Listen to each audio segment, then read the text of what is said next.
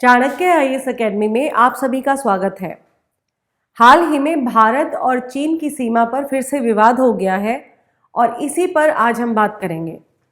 अरुणाचल प्रदेश के तवांग में भारत और चीन के सैनिकों के बीच झड़प के बाद अमेरिका सहित अन्य देशों के अरुणाचल प्रदेश के तवांग में भारत और चीनी सैनिकों के बीच झड़प के बाद विभिन्न देशों के बयान आ रहे हैं और भारत ने भी इस पे बयान दिया है। तो यहीं से इसकी शुरुआत करते हैं। भारत चीन सीमा के तवांग में हुए टकराव पर अमेरिकी विदेश मंत्रालय प्रवक्ता ने कहा है कि भारत अमेरिका का रणनीतिक साझेदार है। हम भारत के साथ दिल्ली और वॉशिंगटन में लगातार संपर्क बनाए हुए हैं।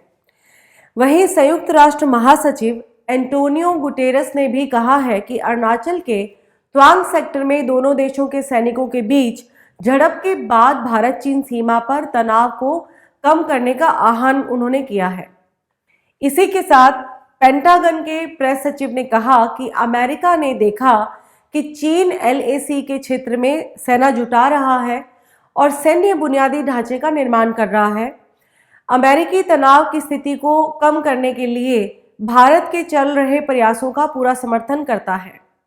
भारत की तरफ से जो इस पे बयान आया है वो दिया है रक्षा मंत्री राजनाथ सिंह ने। संसद में उन्होंने कहा कि भारतीय सेना के जवानों ने 9 दिसंबर को अरुणाचल के तवांग सेक्टर के यांगसे क्षेत्र में वास्तविक नियंत्रण रेखा यानी कि एलएसी का उल्लंघन करने से चीनी सेना को मुंहतोड़ जवाब दिया।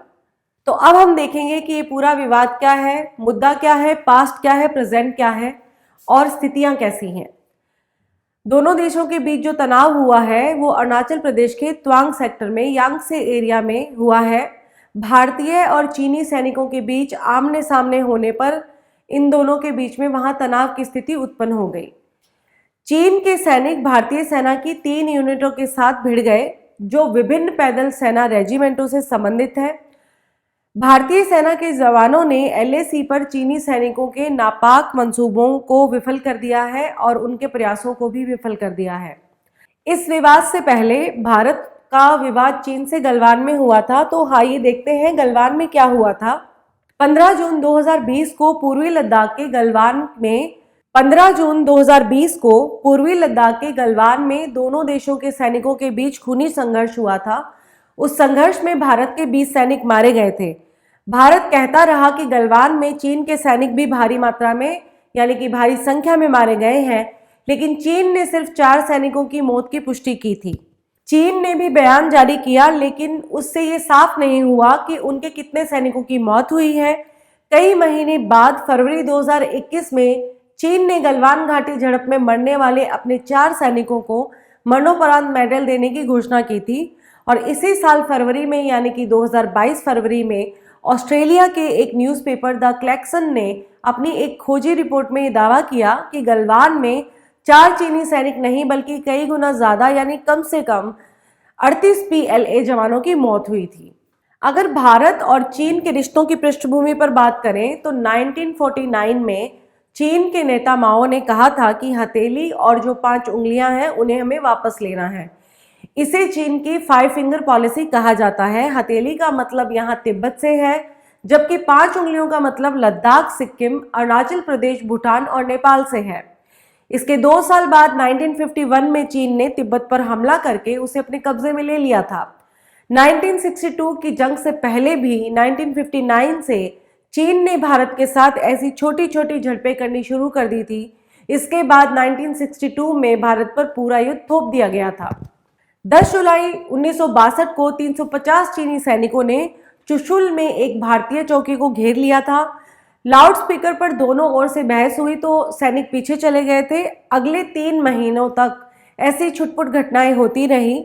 20 अक्टूबर को चीनी सेना ने पूरी सरहदी इलाके में भारी हमले शुरू कर दिए और यहीं से भारत चीन युद्ध की शुरुआत भी हुई थी।